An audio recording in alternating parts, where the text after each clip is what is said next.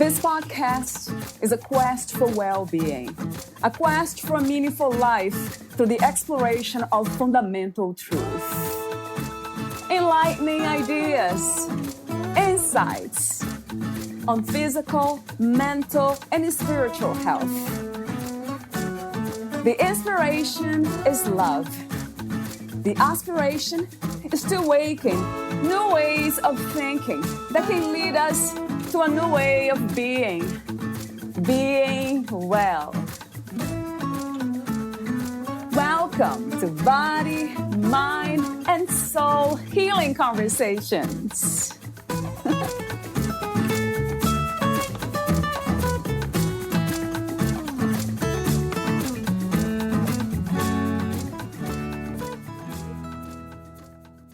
Redefining family as people who accept all parts of you, and not just the parts they choose, is honoring your true self and your relational needs.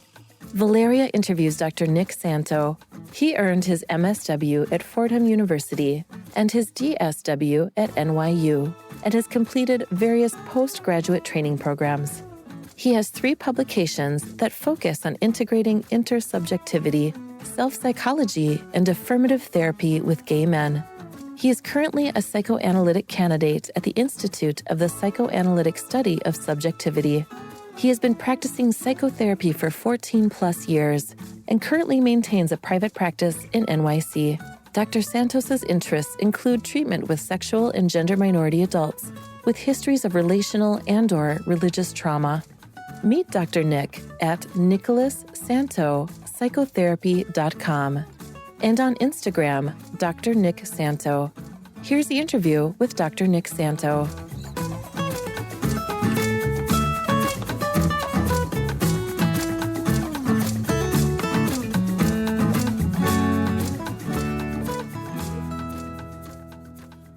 In your own words, who is Nick Santo? I am a practicing psychotherapist from New York City. I grew up in Brooklyn, New York, and my clinical background and licensures are in clinical social work.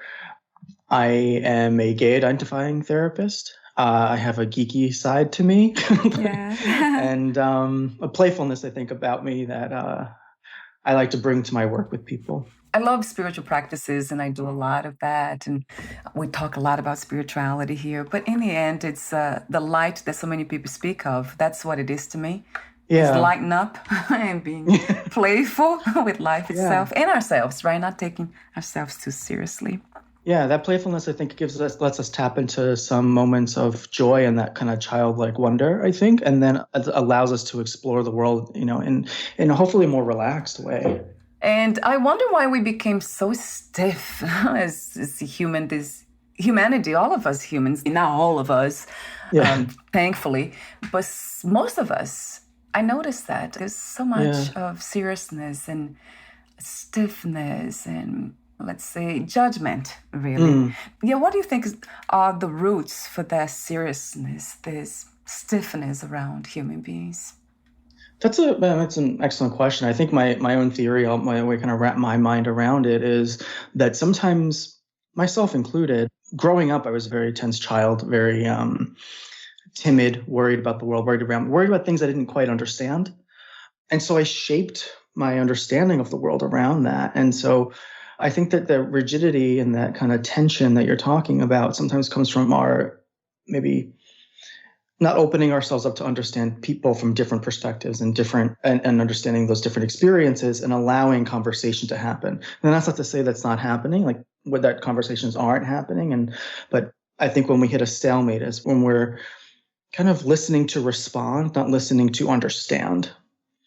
And I think that those approaches are a bit different. Like how do you listen to someone and understand their lived experience and their felt experience, and vice versa? What is the exchange of that? And so sometimes I feel like we miss that, especially in like the political and kind of discourse that we've been having over the last several years, that I feel like is intensifying. When you speak of listening, I think about empathy. Yes. Is that what you That's mean? spot on. Yeah, exactly what I'm talking about. Yeah, it's being open enough to feel the other person as your fellow human. Actually, my practice is seeing myself in the other. That's a spiritual practice. It's considered spiritual practice, but to me, that's the foundation of everything: ethics, justice, everything in life. Interestingly, I know it's a spiritual kind of conversation, but it could become, the foundation of everything, of the peace that we are looking for in this reality. Yeah. I think empathy is such an important aspect of our way of being and connecting with other humans, and also connecting with ourselves, like self-empathy. And I think for some people, particularly people who have, had histories of trauma, whether it was like repeated trauma or even singular incidents, they might find that it is hard to experience empathy because it puts them in a place of vulnerability that is uncomfortable. The concept of it, I think, of empathy is a beautiful notion, and I think that it's something that we should all strive for, and also understand that sometimes it's not always going to be easy. Sometimes we have to step out of that comfort zone to feel the empathy as well. Like when you feel, I think what you were describing was like, how do I feel myself into someone else's lived experience? They can fall in line and sync together and be harmonious, or they can conflict, right? And what do you do with the conflict? Right. That's a good point. Right. So do you teach your clients to deal with that conflict when it happens? I do. A lot of the work is first initially trying to understand what are the responses that are happening. So earlier I said, kind of in my own experience growing up, I kind of sheltered myself and as a means of protection and self-preservation. And so letting people in was actually like a threat, right? I can keep you close enough, but anything closer might harm who I am as a person, right? And for me, that was coming out, right? And being honest about my identity that I didn't quite fully understand either. And now is a good time to ask you the question about becoming a psychotherapist. What inspired you to become a psychotherapist? The first question. And the second, why are you mostly interested in sexual and gender minority? You work with sexual and gender minority adults with the history of relational and religious trauma. I'm reading this from your bio. Yeah. So talk to me for a moment about that, Nick. So the first question was what inspired me to become a therapist? Yes. I would say my own experiences of trauma. I experienced loss, grief, in terms of death very early on. I was in elementary school when a friend of mine passed away of cancer, and I think it was like maybe third grade, fourth grade, so I was quite young. And, that stuck with me for a while, on top of like just the regular developmental kind of experiences we all have. My own identity was starting to emerge, and about my sexuality and trying to understand that. And then as time went on, I experienced other deaths of family and friends that I was just trying to make sense of. And for me, where that kind of went was I went to, I went kind of deeper into my religious beliefs. Now, I've kind of separated myself from those in my adulthood, but have a different, I think when you use the word spirituality, I think that really resonates for me, because I think there is an element of that I have, but it's not specific to the religion I grew up learning. And so those experiences of loss and grief really, I think they stuck with me, and in part have also given me new insight into myself and the world around me, and the fragility, I think, of life, and then the time that we have. How do we appreciate it and take it in? And over time, other things happened. In my life, I've been physically assaulted in public a few times, and just other kind of various experiences, and other friends who've had traumatic experiences as well. And so that, I think, really that was the motivation, like the thing that kind of lit my fire. Like, I want to go and understand not just what's going on with me, but I also want to understand human behavior. My core belief in all of this is that I don't believe we're born good or bad. I think we are all born inherently good, and that there's something in there that can emerge in ourselves that we can share and expand on. And I think that's where we lean into the empathy piece. And so that's kind of what inspired me. And I think that kind of grain of interest was always there for me. And that was a lot of my education. All the classes I took and all the programs that I tried being a part of were really around mental health or psychologically based and sociologically based. And so it almost felt like a calling to me. One that I can relate with. I didn't go on your path of becoming a mental health practitioner, but I remember I grew up in a house with a lot of abuse. I would see that around me, my parents behaving the way they did, and my sister. And then it didn't make sense. I couldn't understand any of it. Yeah. How can you? Right, because, it makes a lot of sense when you say we are all born good. Yeah, with this, look at babies. Although some people might say, that we carry a lot of, let's say, imprints from other lifetimes. Yeah. So some people can see that even in babies' eyes when they have been very violent in different lifetimes. But I think that it's almost like a rebirth of that kind of mind and a new chance, like a new opportunity to be different, to do better, perhaps. And I really like that framing, right? That goodness. These days, Nick, how do you make sense of suffering and death? My own kind of personal organization of that, you mean? Yes. I would love to hear that, yeah. Well, I think as far as death goes, I recently experienced another death in my family just about a month ago, actually. And it was painful and challenging, like as grief is, right? And I think, though, for me, for a good chunk of like my early 20s, and mid 20s, it felt like, here we are again. I think that's because that's how many times I think I went to so many funerals. I can't even it's baffling to me sometimes. But the way I kind of see it now is, death is a part of life. It is kind of our reality. And how do we kind of take our time with understanding how we feel about our own mortality and also the people that we surround ourselves by, right? How do we kind of get the most out of those relationships while the person is still here? That's a oversimplified way of kind of like, I think someone who's experienced trauma in the home and the family, there's continued direct conflict, right? There's no clear way to get to healing.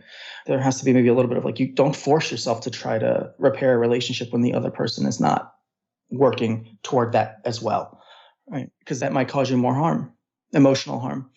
And I guess that kind of speaks to the suffering in your question, right? Is that sometimes when we see suffering happen, we have to make sometimes very challenging and very uncomfortable decisions about the relationships and people we keep in our lives. Yeah, that's a tough one, a challenging one for most people, especially people who have been abused. I noticed that a pattern within myself, even the relationships I had. I would be attracted to people who had the tendency to abuse me. That was interesting to see, like later on that I started to understand how the mind works. Yeah, well, you don't realize sometimes, I think, the unconsciously what, the people that you might be drawn to, you might bring into your life, and then as it starts to play out, and I think, it's wonderful that you notice it now. Yes. Right, the pattern. That's I did. That can be hard to really come to terms with. Yes, right. And then to leave that relationship, it's even harder. Yeah, and I think, and I don't want to say that speak for you, but I think that, what comes with that is the leaving it. Sometimes there are those thoughts and the guilt feelings of like, did I do the right thing? Am I hurting this person? Like the self-doubt, right, around leaving like toxic relationships. Yes, exactly. That's exactly it. So with that, because we are speaking of this very important topic for me, because it has been my personal experience too, how do you work with your clients when they are still exposed to abuse in their homes? What is the, let's say, the strategy? How do you teach them to kind of leave that relationship? So actually, I have several people that I'm working with now that are in similar situations, either with partners or with their families. I wish I had a very clear and distinct answer to this because it's different for every single person. But the long and short of it, I guess, is one, establishing where your primary supports are presently. Who are the people that you can go to that you feel like a sense of belonging, a sense of love, a sense of appreciation, the reciprocity of those experiences? Because if there are relationships you're trying to mend from the past that are kind of repeating that trauma, you're going to need the support in that process. right? And including, I guess I'm biased here, right? Including your therapist, right? Yes, for sure. And that support system. For sure. Yes. Yeah, and friends and colleagues. And I would say even, because I do work with some people who have experienced religious trauma. There are people who've been kicked out of their families for having gay identity, and they're not allowed back, and they don't want, but at the same time, they have a very strong connection to their faith. Right. So I would say that even in that aspect is that there's still loss. There's loss of your community and belonging of your congregation or whomever you go and serve your community with. Right. And so when you leave that, it can feel completely isolating and might actually intentionally be isolating because now you're protecting yourself from rejection again, from a community that you maybe once felt secure and protected by. And so another piece that I would try to explore with someone who still wants to be connected in that kind of way and with their faith is, are there communities out there, whether they're virtual or in person, that are in similar positions as you, right? They accept you for all of you as you are, and you can still follow through with your faith and still stay part of it. That is an important aspect, I think, for some people I work with who have religious trauma. Yes. That resonates true to me. So the connection with communities, with people who sees us as whole beings, not just part of us. Yeah. I love the way you said that. The article you sent to me, it's beautifully expressed, the message. I have here, I think will be the introduction of this episode because it's beautifully said. Let me see if I rephrased, I guess. So redefining family as people who accept all parts of you and not just the parts they choose. It's honoring your true self and your relational needs. This is paraphrasing you, but it really resonated true to me. And also the grief part of it. So grief is not just losing people. It's losing parts of us that we once were very familiar with.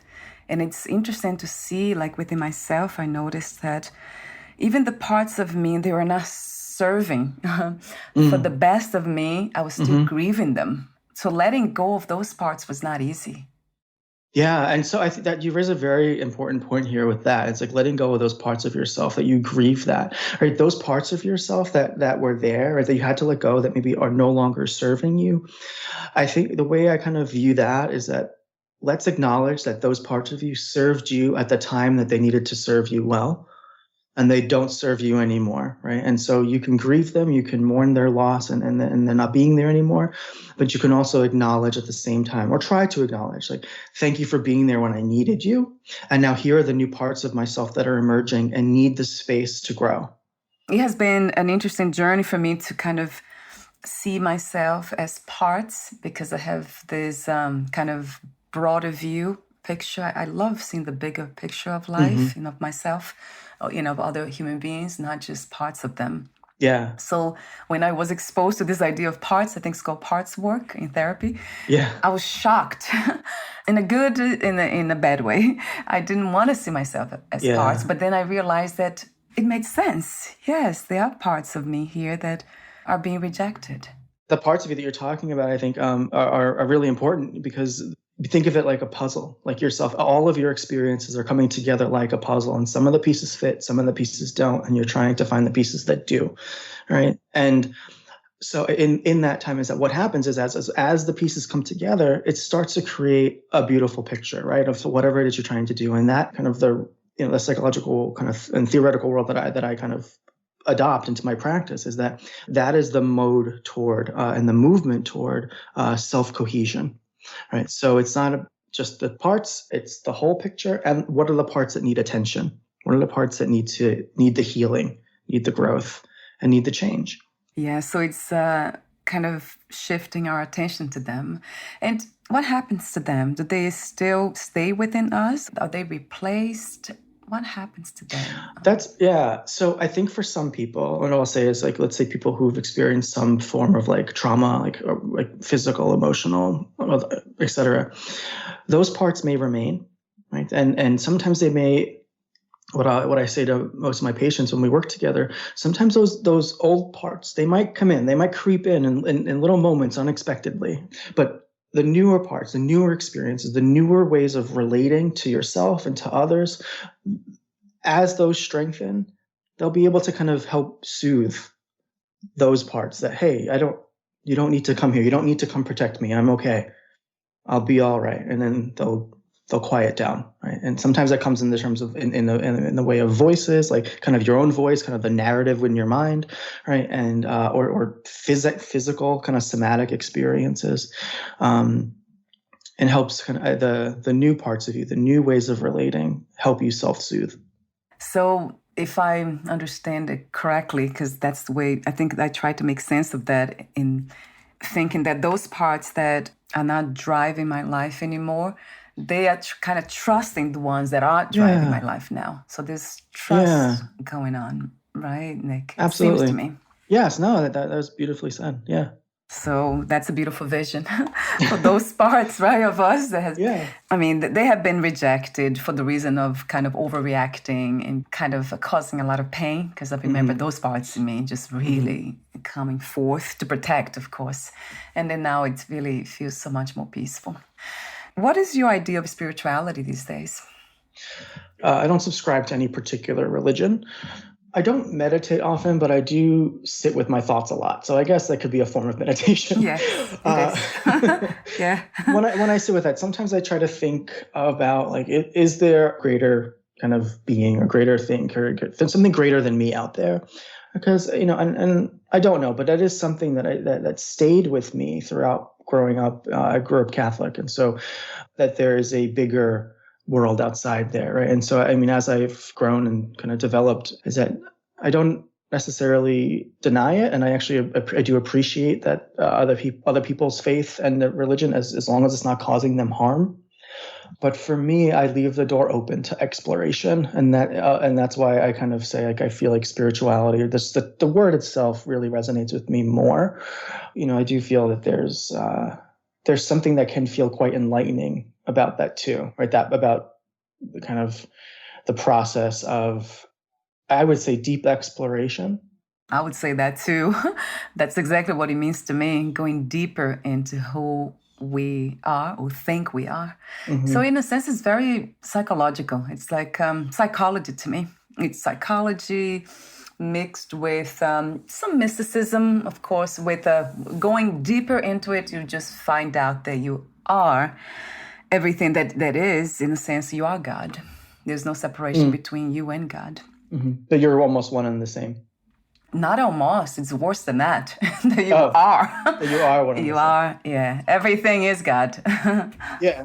From my earlier conflicts, I think what I had trouble with, I think, early on growing up with, like, at least with my understanding of Catholicism, is that I was in this kind of perpetual loop of sinning, and no matter what I did, it didn't matter. It was because I was constantly doing something wrong, right? And that, I think, instilled a really deep sense of self-doubt and, like, chronic indecisiveness. Like, I couldn't make up my mind to save my life, and a lot of timidness in that. I think eventually, over time, it just kind of developed into worsening kind of social anxiety.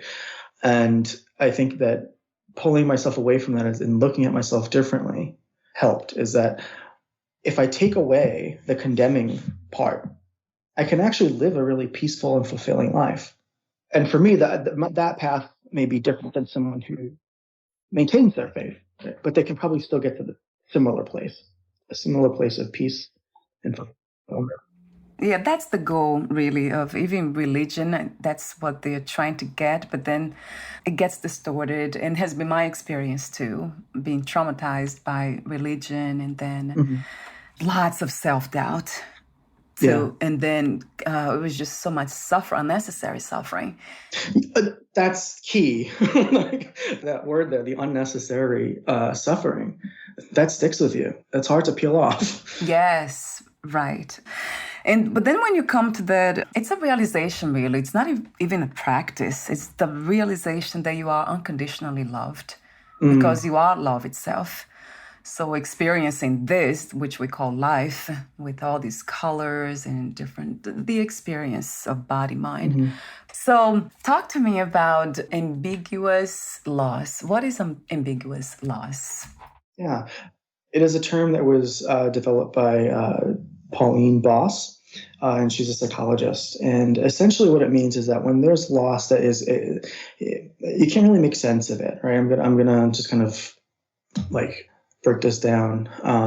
The way I look at ambiguous loss with my clients who have families who may have rejected them for their sexual or gender identity is that the loss of that relationship is not because someone passed on or passed away, right? Their physical presence still remains on this earth, but it was a choice to no longer keep that attachment for reasons that are beyond the understanding of that child. And so what might happen is someone like, and oftentimes with what I see in my practice is that there's still the tie there, there's still the connection between like the adult child and the parent, but it's very limited and riddled with judgment and barriers.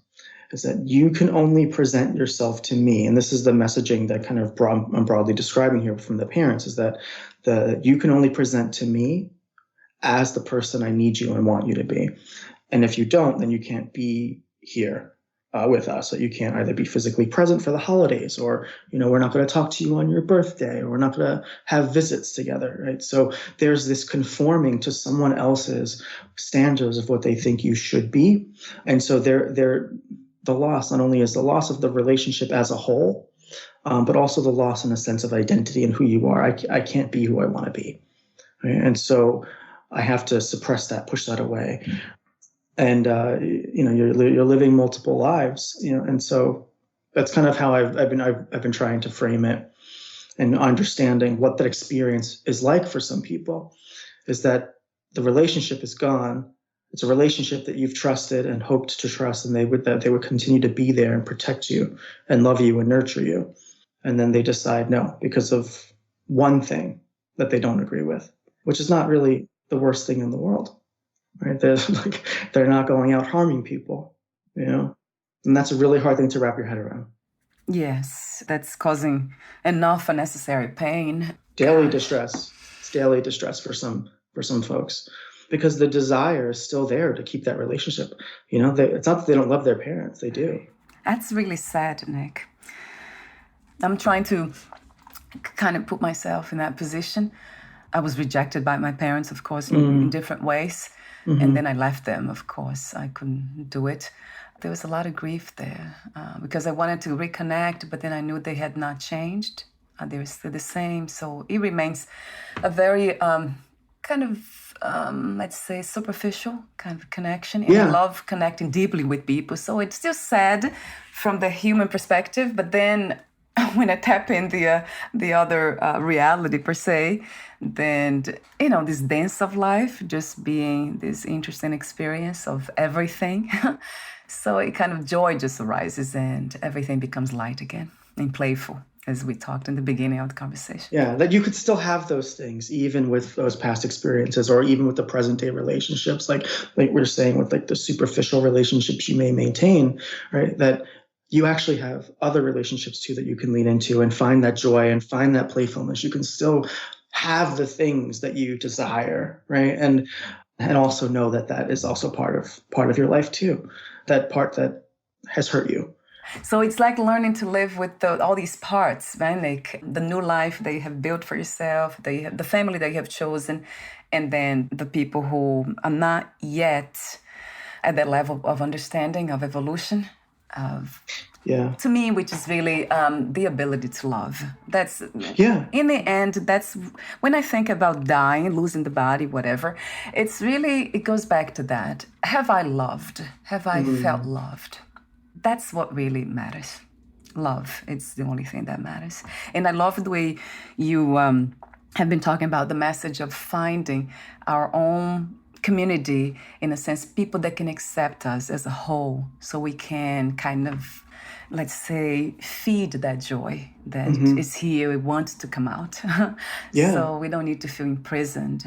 We have to let that person out, right? We have to let that person out to go explore the world, make these connections. And find that love and create that space. I think we talked briefly about like your podcast, right? You created the space that you wanted and needed, and that you were so deeply looking for, and it's a beautiful space, right? And you get to have that playfulness, and you get to have those deep conversations, and it gets to be a little bit of everything. And I think that that's fantastic, and I think it's a great kind of example for people to kind of take in for themselves too. Yes, right. Creating your own reality per se. That's exactly what I did. And I don't kind of tell, I do in a way, but I don't, like my husband, he feels a little bit isolated too in so many ways. And then I kind of, he has been inspired by what I do. I guess that's kind of, that's how it is a lot of times done, that we need passing that message, not just as a message, but we need to be the message. Yeah. So, right. Not just telling people what to do and how to. Right. But just being what we know to be true. When it's coming from our hearts, we know that truth is there. So when I read something interesting in that article that you sent me, it says, any loss of identity can trigger a domino effect of decisions that create a false self. I would love to hear more about the false self, because that's also an idea that's explored very much in the spiritual conversations. So very much. So from a psychological point of view, what is beyond this domino effect? How is that really created in the sense of being a child? Is that creating childhood without even understanding that we are creating the false self? Or it's something that we are making a choice upon to be different? Well, I think that a lot of it happens unconsciously and based on our lived and learned experiences, specifically how that concept is used in like psychoanalysis, is that the way we form and understand our way to be, who we are, is based on how the world kind of treats us, right? So if you have a responsive parent to your needs as an infant, right, that you start to build from that early on, right? And then over time, right? And it evolves, right? So the parent with an infant may be really good with an infant, right? And loving, caring, nurturing, and really responsive to the needs of the child. And almost like, I think a lot of parents would say, is that what they start to do. For a nonverbal child, they may say, hey, I know what that cry sounds like. I know what that is. So we're speaking the same language. And so that attunement to one another, right, starts early on. And as it evolves over time, I mean, there's so many factors that can influence that, right? It doesn't have to just be the family dynamic. It can also be external factors within the community and so on. But the structures of self, right, the ways that we understand ourselves to be, kind of, they develop based on those relational experiences.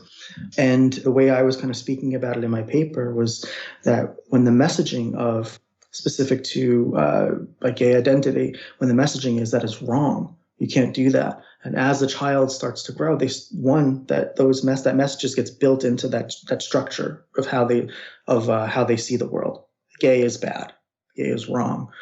Eventually, when that identity starts to emerge and they start to realize, oh, I think I'm different than other people. I was born broken. Right. And so that is a lot of what I unpack with some of the people that I work with, or a lot of the people that I work with, is that sense of just not being right, a general sense of feeling bad, unworthy, unlovable, and that they have to hide that aspect of themselves. And sometimes the hiding and suppressing of that gay identity specifically is unconscious. And so they start to live a life based on what they think other people should do. They start making decisions based on what other people want them to do. And so they're not walking a path where they're living, making decisions based on what are my needs, what are my desires, what are my interests and skills. I'm going to do what I need to do for someone else, because otherwise I will be rejected. And it's interesting. I know you talk about gays, but it's the same thing. I mean, I can relate to it. So many of us human beings. Yeah. We're just brought into this world, and the expectation of being something that we are not, it's just so, it's forced on us. And especially the idea of being an object. That's an interesting, like seeing the body, and then you have to wear certain clothes. That is just incredibly painful. It has been my case, and so many people I know. So it's almost like there's no limit for that kind of suffering. I know I try always to see the big picture. It's that we're all suffering here, especially when it comes to that illusion that we are separate from wholeness. That seems like everybody is suffering from that. that the separation from some people, we can call whatever it is. I call it life to make it, to simplify it, instead of God or consciousness, a source and all that. But it's just separated from life itself. I see life as me. There's no separation really. I see that life is just doing what it does. I am life. And that's kind of, it saddens me at that level from that perspective of the human experience, because it's unnecessary. And it seems like it takes knowledge. I know it takes practice too, and has been my case, but fundamentally it's knowledge. It's knowing who we are at the core, that we are life itself. If there is God, that's what we are. Not even who we are, but what we are. I have to say that. I can't help it, Nick.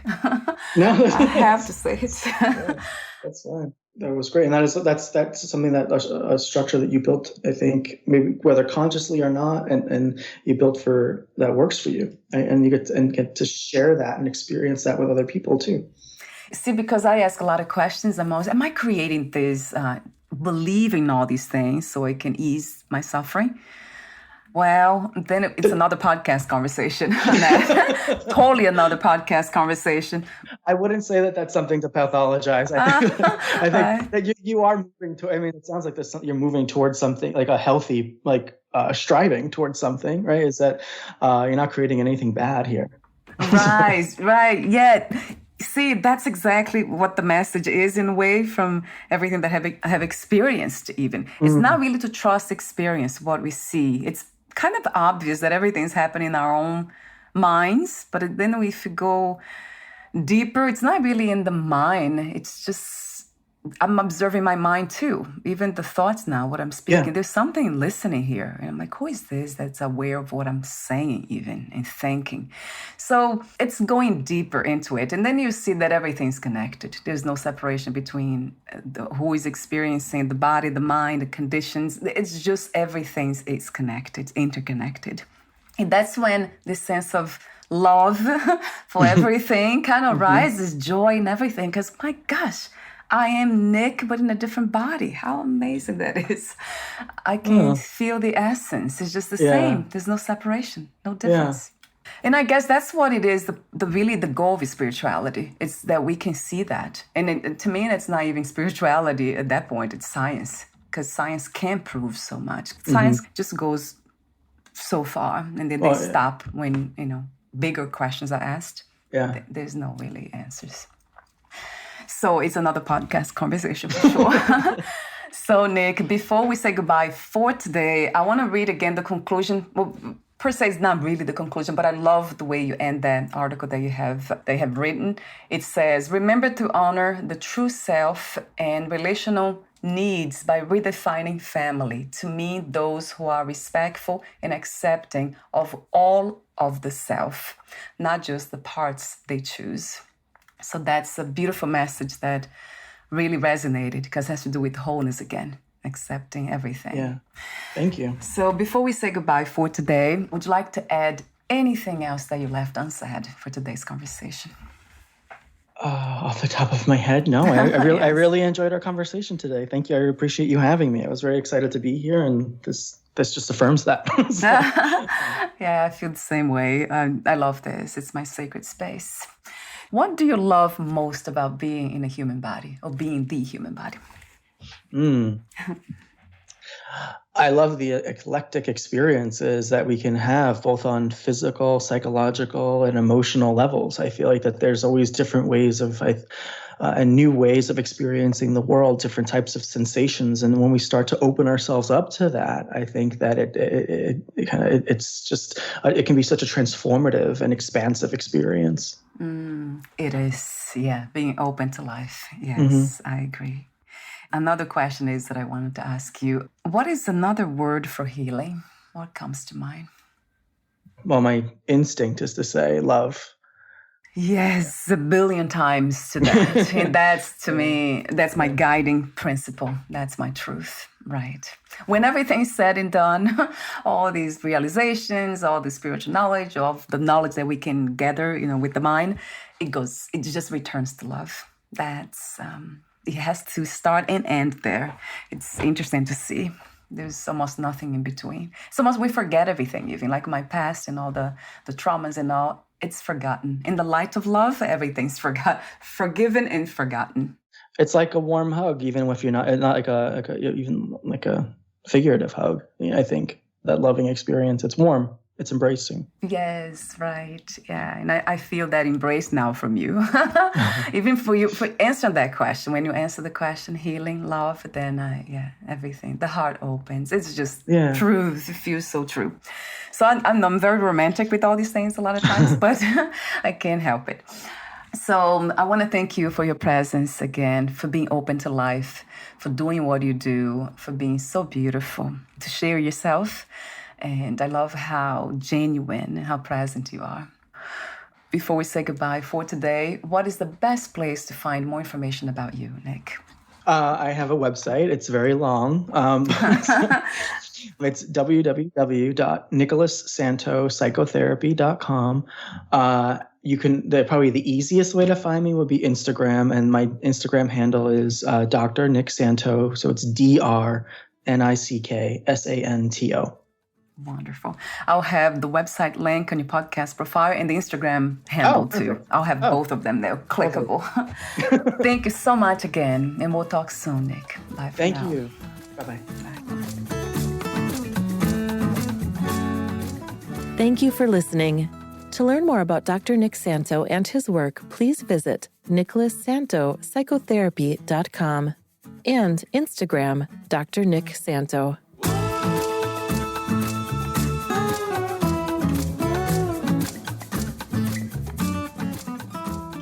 To learn more about this podcast, please visit fitforjoy.org/podcast. Thank you again for listening, and bye for now.